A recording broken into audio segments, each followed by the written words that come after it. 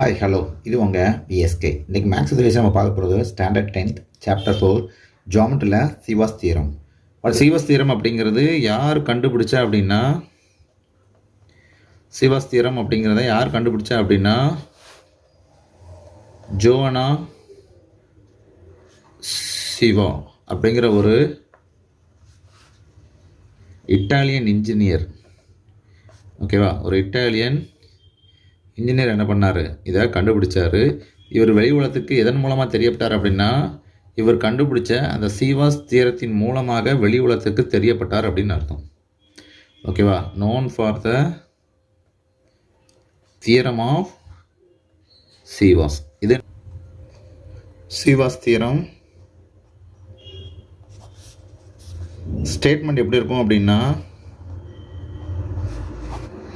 Triangle ABC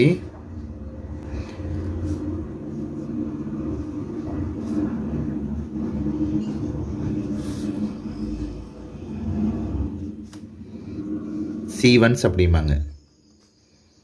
ஓகேவா, சீவாஸ் தியரத்தில் நம்ம எடுத்துக்கிட்ட அந்த ஏடி அப்படிங்கிற லைன் செக்மெண்ட்டுக்கு என்ன பேர் அப்படின்னா சீவன்ஸ் அப்படிம்பாங்க. சீவன்ஸ் இல்லை என்னென்ன சீவன்ஸ் இருக்குன்னா ஏடிங்கிற சீவன்ஸ் இருக்குது, பிங்கிற சீவன்ஸ் இருக்குது, அண்டு சிஎஃப்ங்கிற சீவன்ஸ் இருக்குது அப்படின்னு அர்த்தம். ஓகேவா, அப்படி என்ன அர்த்தம், இந்த சீவன்ஸ் எல்லாம் சேர்ந்து தான் எதாவது உருவாக்குறது are concurrent. Cevians are concurrent. ஓகேவா, இப்போ நமக்கு ஒரு டவுட் வரும், what is mean by concurrent. Concurrent அப்படின்னா வேறு ஒன்றும் கிடையாது,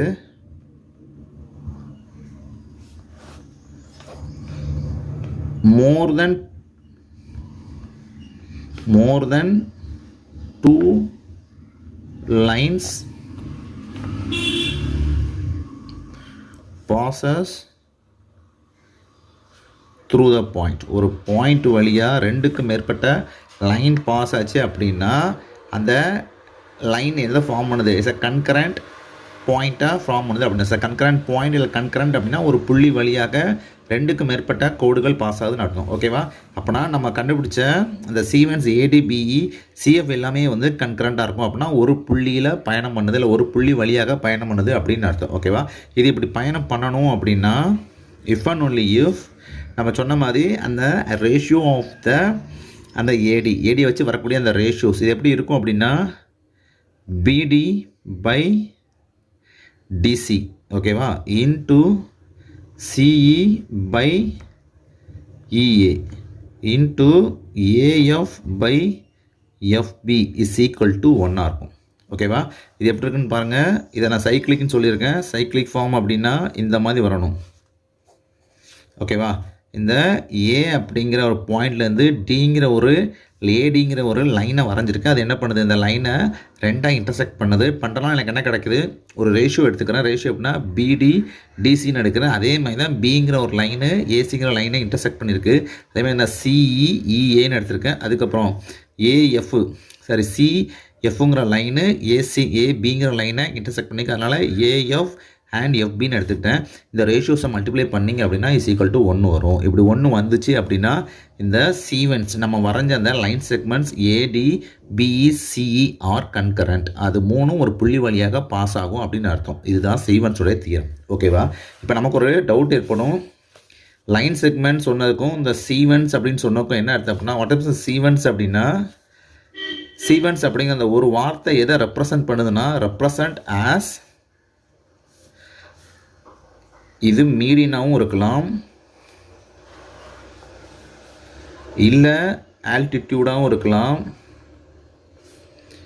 இல்லை ஆங்கிள் பைசெக்டராக இருக்கலாம். ஓகேவா,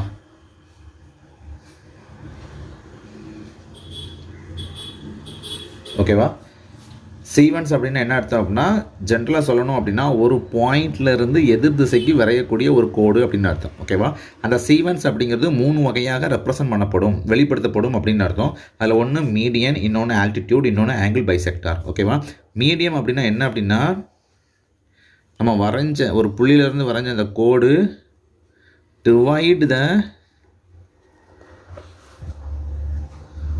divide the opposite side into two concurrent. Concurrent na equal two concurrent length. ஓகேவா? ஒரு புள்ளியிலேருந்து இங்கே நம்ம என்ன பார்த்துருக்கோம், ஏங்கிற ஒரு புள்ளியில் இருந்து டிங்கிற ஒரு புள்ளிக்கு ஒரு கோடை வரைஞ்சிருக்கோம். இந்த ஏடிங்கிற கோடு பிசிங்கிற லைனை என்ன செஞ்சிருக்கு, பிரிச்சிருக்கு. பிரிக்க சொல்ல இது எதுவாக இருக்கலாம், மீடியனாக இருக்கலாம். மீடியம்னா சரி பாதியாக பிரிச்சிருக்கு அப்படின்னு அர்த்தம், ஈக்குவலாக பிரிச்சிருக்கு அப்படின்னு அர்த்தம். ஓகேவா? இருக்கலாங்கிறதான் நம்மளோட அசம்ஷன்ஸ். அடுத்தது ஆல்டிடியூட். ஆல்டிடியூட் அப்படின்னா என்ன அப்படின்னா, வரைஞ்ச அந்த லைனு பெர்பெண்டிகுலராகவும் இருக்கலாம். இப்போ ஏடின்னு ஒரு லைன் வரைஞ்சோமா, அது வந்து perpendicular to the opposite side. ஓகேவா? ஆப்போசிட்ஸுக்கு எதாவது இருக்கும், பெர்பெண்டிகுலர்னு சொல்லலாம் அப்படின்னு அர்த்தம். ஓகேவா? இங்கே பாருங்கள், பிசிக்கு ஏடி எப்படி இருக்குது, பெர்பெண்டிகுலராக இருக்கா? ஓகேவா? அப்போ நான் சீவன்ஸுக்கு இப்படியும் ஒரு அர்த்தம் உண்டு அப்படின்னு அர்த்தம். ஓகே, அடுத்தது ஆங்கிள் பைசெக்டார்னு சொல்லலாம். ஆங்கிள் பைசெக்டார் அப்படின்னா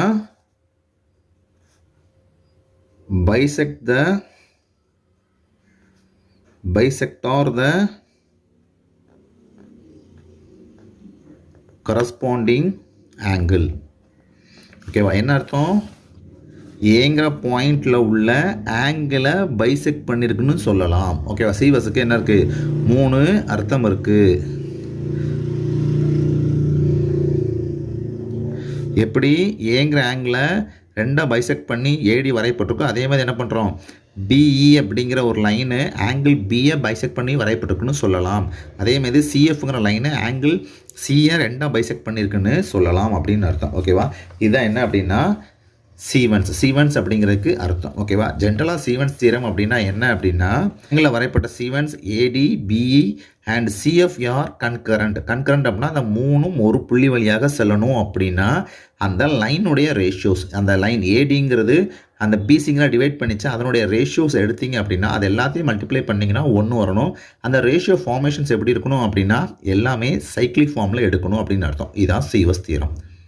இதோட இந்த வீடியோ முடிஞ்சிருச்சு. அடுத்த வீடியோவில் இது பற்றிய சமபதி பார்ப்போம். நன்றி, வணக்கம்.